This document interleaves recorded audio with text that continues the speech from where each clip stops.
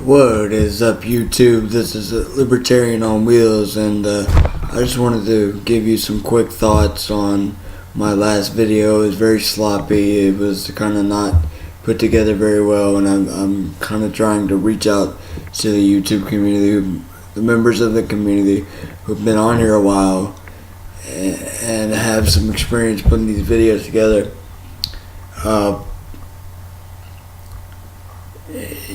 Send me some advice, help me figure out how to, enhance my video quality, and enhance the content of the video itself. But just for now, I'd like to go over some stuff because I've been kind of emotionally unstable lately. I have some personal relationships that I'm trying to keep afloat while simultaneously not becoming too involved in those situations that are negative and bringing the other people down. And I just thought I would talk about just compassion without showing compassion without immersing yourself fully in and allowing yourself to become consumed by the pain of whoever you're showing the compassion for.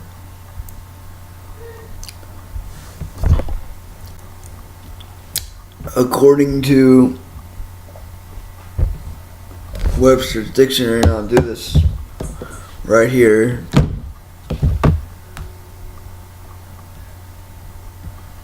compassion is defined as, one second, I'm doing this all on the fly, so you have to forgive me for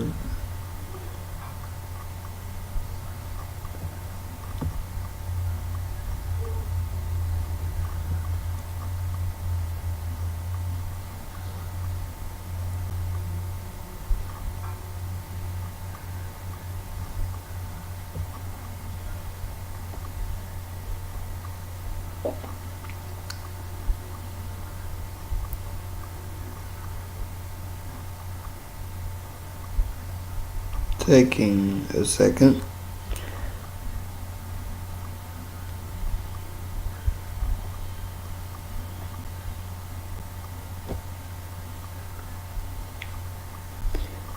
Compassion is defined, according to dictionary.com, as a feeling of deep sympathy and sorrow for another who is stricken by misfortune, accompanied by a strong desire to alleviate the suffering. So it's deeply, deeply, deeply immersed in our nature to feel compassion for those that we are close to. It's part of being the complex social primates that we are. And regardless of your religious background, whether you're Christian, secular, whatever, any theist or atheist or whatever, you are going to feel a devout sense of loyalty to those around you who are suffering. And that is exactly what I feel I am dealing with on a daily basis as of late. And I just wanted to reiterate the importance of showing compassion and love for those around you who are indeed suffering. It is important to realize that our brains are wired with the capacity to directly put ourselves in the perspective of our fellow or another agent. And this is specifically referred to in Michael Shermer's excellent book, The Moral Arc, as the principle of interchangeable perspectives, which he applies to be efficient, especially in moral situations of morality, what have you.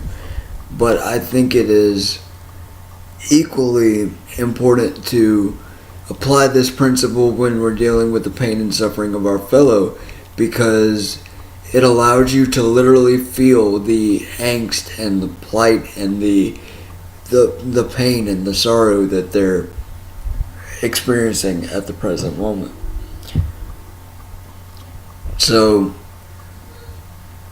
I think I just want to urge you to look closely at your relationships and to actually expand your moral sphere. That's what the moral arc by Michael Shermer is all about. It basically maps out the long and arduous but positive trend toward a more moral, not only society but world as a species, because we are expanding the moral sphere. We are including those who we would have otherwise just, I don't know, 50 years ago excluded, such as gays, such as transgenders, such as even some libertarians like myself will gladly, if I'm friends with you, I will gladly, meet socialists. I most of my friends are theists. I myself am an atheist, but we get along great. And it's the dialogue, it's the exchange of ideas that allows for a greater sense of compassion and love to be shaped, because you can literally put yourself in the perspective of another to better understand where they're coming from and how to relate to them. And I think, like many on YouTube that I've listened to, such as guys like Stefan Molyneux and others, in the atheist community as a whole, like, I don't want to bash my fellow atheists here at all. I have nothing but respect for you and the way you rationally apply skepticism to dangerous doctrines such as radical Islam and things of that nature. I think there's a fundamental disconnect within some parts of the atheist community. Notice I say some, where you're going to eviscerate religion and essentially tear off the roof of the church through metaphysics and rational inquiry, and you just pick apart the religion epistemologically, ontologically, and it's easy to destroy it with reason and rationale and logical consistency and all that good stuff. And that's true. It's eviscerated when we apply stout logic and reason to it. But if you're going to tear off the roof of the church and there's nowhere to go when there's a big storm, then what institution do we replace it with?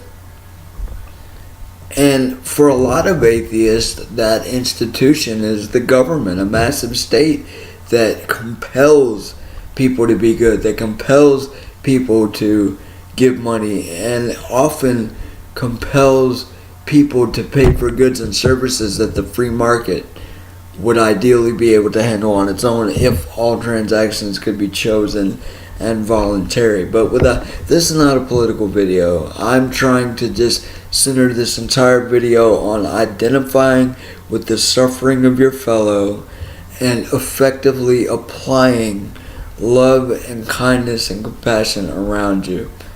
Whether that is doing one simple act of kindness. I personally have a thing where I will do one simple act of kindness a month, whether that's paying for food, whether that's, just giving a kind word to somebody, whether that is just giving somebody a hug. Just one act of kindness can go a long way, for lack of a better cliche. But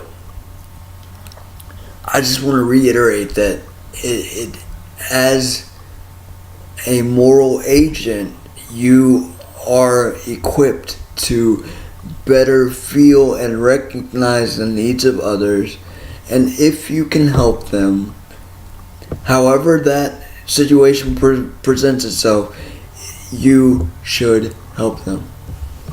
You should help them. And I'm not talking about, monetarily here. You can help your fellow in many different ways. For me, a lot of the time it's just being there for them and just listening and just showing love. Not just saying I love you, but showing that I love you. So I just kind of wanted to talk about that for a little bit, and I I wish you guys all the best here on YouTube. I love you guys. I appreciate you guys. And to my subscribed channels, guys like Stefan Molyneux, keep up the good work. I love your ideas. I love the way you deliver philosophy to the public square with a loud megaphone, and you guys like Adam Kokesh that spread the message of liberty in a controversial yet consistent way, because liberty is fundamental to anything else. If you're not free, then you cannot show love. You cannot show compassion, because those are concepts that cannot be compelled by any authority whatsoever. They have to be chosen concepts, and they have to be applied consistently in every area wherein you're dealing with others, which is basically anytime you walk out your door, you're applying yourself to others, because we are a social animal, as I've said before. We need other people to basically survive.